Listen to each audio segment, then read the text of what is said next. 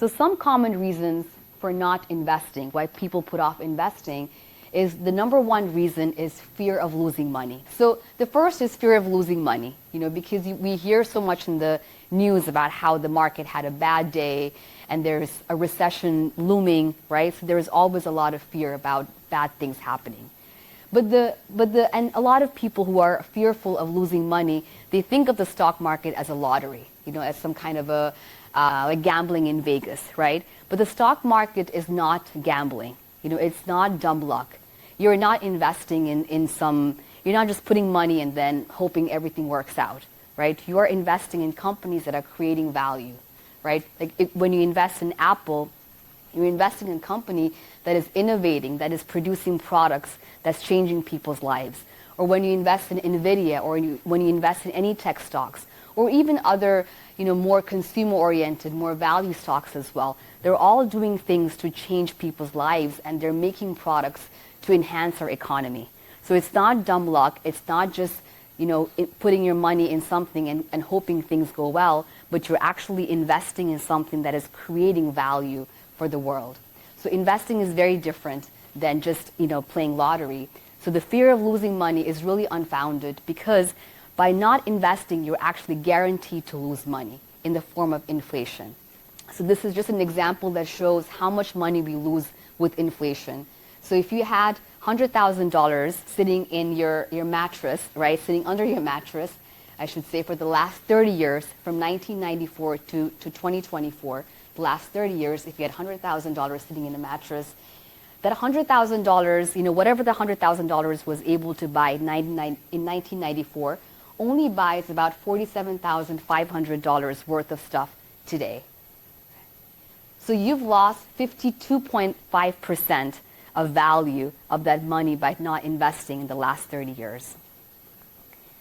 And it looks so dramatic because we're looking at last 30 years, but even if we look at the last couple of years, the market has gone up so much that if you didn't invest for the last couple of years, you will still be losing a lot of money. And if you increase that even to 10 years, it's a lot more, right? So by not investing, you're really losing money. The money is not safe. Similarly, if you had just invested in 30-day T-bills, treasury bills, which are just short-term government bonds, basically, you would still be losing money. It would only buy you $93,800 worth of stuff. If you invested in U.S. bonds, which is a little better than the 30-day T-bills, you would be a little bit up, but in 30 years, it would just give you $155,000. But if you had invested in U.S. stocks, that $100,000 would be worth almost $1 million today, right? So the power of investing, the power of compounding is huge. The second reason why people hesitate investing is they are saving for a large purchase in the future that never happens. This is something I see all the time, right? Like people think that they're going to buy a house and they're saving for a house, but then it becomes too expensive to buy a house, or the Fed increases interest rates and they don't buy a house, and the money just sits there, $100,000, $200,000, almost $1 million is just sitting in cash year over year, earning nothing. So that's also, not a good reason not to invest. Something else is oversaving for emergencies. So there is this feeling of how much money we should save for emergencies, and people just want to feel comfortable, and they want to just have, a big cushion, a big cash cushion, and they feel safe seeing that money in their bank account every day. And that is, that's not a good reason either, because you don't need to oversave for emergencies. You only need to save enough for emergencies. You only need to save enough for non-discretionary items during an emergency.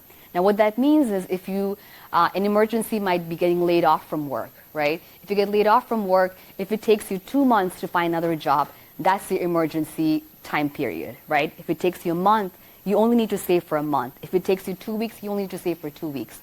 And even during that time, you don't need to save for every expense, right? Because when there is an emergency, we tend to tighten our belt. We don't take extravagant vacations. We don't buy extravagant things, right? So we just focus on the essentials like mortgage, groceries, childcare, tuition for kids. Only those things we need to save for. So oversaving for emergencies is another reason. And then not knowing where to start, indecision, right? So this is where having an advisor or somebody to help you can be a great can be great.